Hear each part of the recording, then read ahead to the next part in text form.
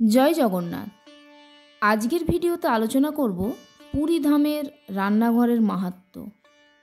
সেক্ষেত্রে পুরীধামের রান্নাঘরের মাহাত্ম্য সম্পর্কে আমাদের সকলেরই জানা দরকার।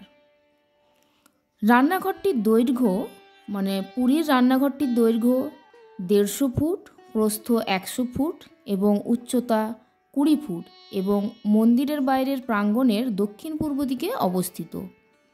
রান্নাঘরে প্রতিদিন 752টি উনুনে রান্না হয়, আর রন্ধনশালার প্রায় সমস্ত উনুনই মাটি দিয়ে তৈরি। মাত্র 10টি উনুন সিমেন্ট দিয়ে তৈরি, তাতে পিঠে তৈরি করা হয়। আর মাটির উনুন বানানোর দায়িত্বে আছে কুম্ভকার নিযোগ সোসাইটি। রান্নাঘরে 3 ধরনের উনুন ব্যবহার করা হয়, যেমন অন্নচুল্লি, পিঠাচুল্লি এবং টুনা চুল্লি বা ওহিয়া চুল্লি।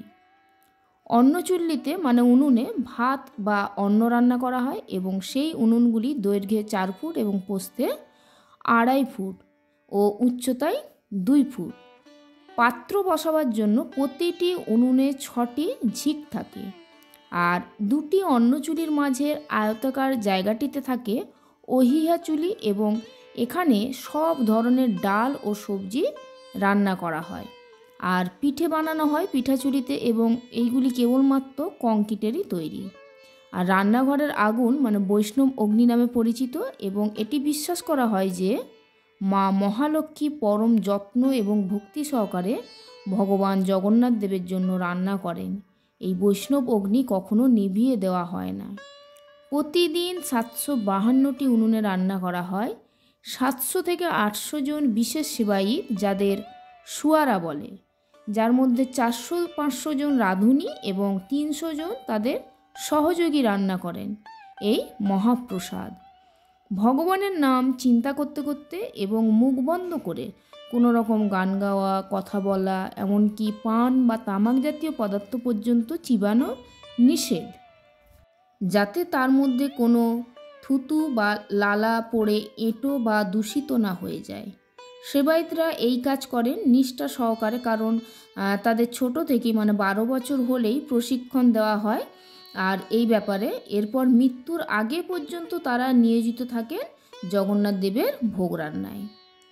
জগন্নাথ দেবের রান্নায় সবজি লাগলেও কিছু সবজি একেবারেই নিষিদ্ধ, যেমন সাধারণ আলু, একমাত্র খাম আলু ব্যবহার করা হয়, আর লঙ্কা, গাজর, রসুন, পেঁয়াজ, টমেটো এগুলো চলে না। আর জগন্নাথ মন্দিরের রান্নাঘরে প্রসাদ তৈরির সময় বিশুদ্ধতার খেয়াল রাখা হয়। পাশাপাশি প্রসাদ তৈরিতেও ব্যবহার করা হয় রান্নাঘরের কাছের 2টি কূপের মিষ্টি জল। এই কূপ দুটির নাম গঙ্গা, যমুনা। তো কথিত আছে গঙ্গা আর যমুনা নদী একই সঙ্গে প্রবাহিত হয়েছে এই রান্নাঘরের ভিতর দিয়ে, যদিও তা বাইরে থেকে দেখা যায় না। আর কুয়োগুলির ব্যাস হচ্ছে 10 ফুট এবং গভীরতা প্রায় 100 ফুট। তবে আশ্চর্যের বিষয়, এই পাকশালায় কোনো বৈদ্যুতিক বাতি নেই। কুপি বা তেলের ল্যাম্প জেলে ঝুলিয়ে রাখা হয়। দক্ষ পাণ্ডারা এই রান্না করে যাচ্ছেন সেই অতীত থেকে আজ পর্যন্তই একইভাবে। আরও আশ্চর্যের বিষয়, এই মহাপ্রসাদের এমনই গুণ যে ভক্ত হাজার হাজার হোক বা লাখ লাখ হোক, কোনোদিনও সেখানে প্রসাদ বাড়তিও হয় না, আবার নষ্টও হয় না।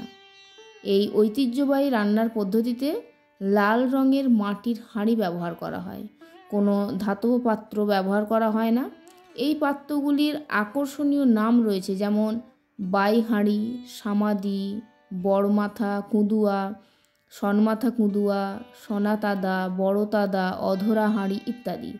আর এখানে কোনো পুরাতন পাত্রেও রান্না করা হয় না। প্রত্যেক দিন রান্নার জন্য নতুন পাত্রে রান্না করা হয়। আর মহাপ্রসাদ রান্নার বিশেষ রীতি রয়েছে এখানে। মহাপ্রসাদ তৈরি করতে প্রধানত 7টি ক্ষেত্র বিশেষে 9 থেকে 12টি বড় মাটির হাঁড়ি ব্যবহার করা হয় এবং সেগুলো একটির উপরে রাখা হয়। প্রসাদ তৈরিতে কাঠের আগুন ব্যবহার করা হয়। তবে আশ্চর্যের বিষয় হলো যে নিচে থাকে গনগনে উনুনের আগুন, তা সত্ত্বেও ওপরের হাঁড়ির রান্না শেষ হয় সবার প্রথমে এবং তারপর নিচের পাত্রে এক এক করে খাবার রান্না হয়। তো এই রকম বিচিত্র লীলা একমাত্র ভগবানের দ্বারাই সম্ভব। জয় জগন্নাথ। আজকের ভিডিও এখানেই শেষ করলাম পুরী ধামের রান্নাঘরের মাহাত্ম্য কথা দিয়ে।